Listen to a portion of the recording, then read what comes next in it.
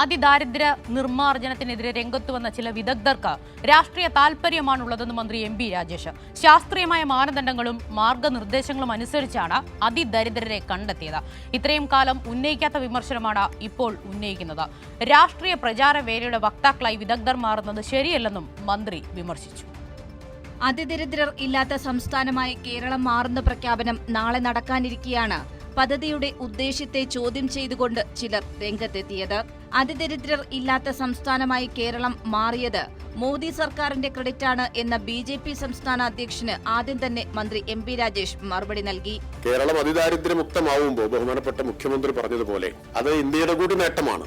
പക്ഷെ ഇത് മുഴുവൻ ഞങ്ങൾ ചെയ്തതാണ് എന്ന് അവകാശപ്പെടുമ്പോൾ ചെയ്ത് കാണിക്കാനും തെളിയിക്കാനും ക്രെഡിറ്റ് എടുക്കാനും ഇനി 27 സംസ്ഥാനങ്ങളുണ്ട്. അപ്പൊ ആ സംസ്ഥാനങ്ങളിൽ കൂടി ചെയ്ത് ക്രെഡിറ്റ് സ്വന്തമാക്കാൻ ഞാൻ വിനീതമായി അഭ്യർത്ഥിക്കുന്നു. ഏത് മാനദണ്ഡപ്രകാരമാണ് അതിദരിദ്രരുടെ പട്ടിക തയ്യാറാക്കിയത് എന്നതുൾപ്പെടെയുള്ള ചോദ്യങ്ങളുമായി രംഗത്തെത്തിയ വിദഗ്ധരുടെ വിഷയത്തിൽ സർക്കാർ സ്വീകരിച്ച നടപടികൾ മന്ത്രി വിശദീകരിച്ചു. ആദ്യ മന്ത്രിസഭാ യോഗത്തിൽ തീരുമാനമെടുത്തു. അന്ന് തന്നെ ആദ്യത്തെ പത്രസമ്മേളനത്തിൽ ഇക്കാര്യം പ്രഖ്യാപിച്ചു. 2021 ജൂൺ ജൂലൈ മാസങ്ങളിൽ അതിദാരിദ്ര്യ നിർണയ പ്രക്രിയ, സമഗ്രമായ പ്രക്രിയ ആരംഭിച്ചു. 22 മാർച്ചോടുകൂടി അന്തിമ പട്ടിക ഗ്രാമസഭ, വാർഡ് സഭ അംഗീകാരത്തോടെ തദ്ദേശ സ്ഥാപനങ്ങൾ അംഗീകരിച്ചു. പിന്നെ പൈലറ്റ് സ്റ്റഡി നടത്തിയിട്ടുണ്ട്.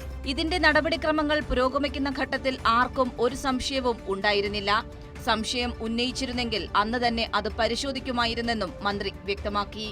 സതുദ്ദേശത്തോടു കൂടിയാണെങ്കിൽ ഈ 4 വർഷത്തിനിടയിൽ ഈ ചോദ്യങ്ങൾ ഉയർത്താമായിരുന്നു, അഭിപ്രായങ്ങൾ മുന്നോട്ട് വെക്കാമായിരുന്നു, വിമർശനങ്ങളും ആകാമായിരുന്നു. അത് പരിഗണിക്കാനും ഒരു തടസ്സവും ഉണ്ടായിരുന്നില്ല.